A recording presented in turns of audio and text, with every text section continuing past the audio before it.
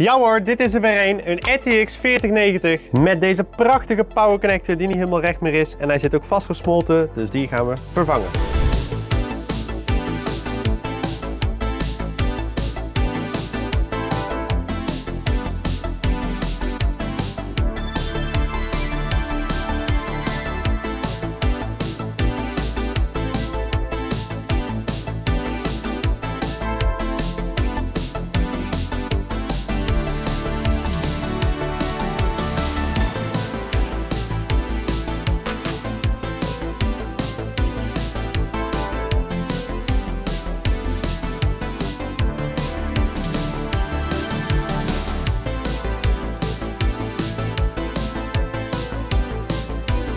Nice, die is weer gefixt en kunnen we door naar de volgende.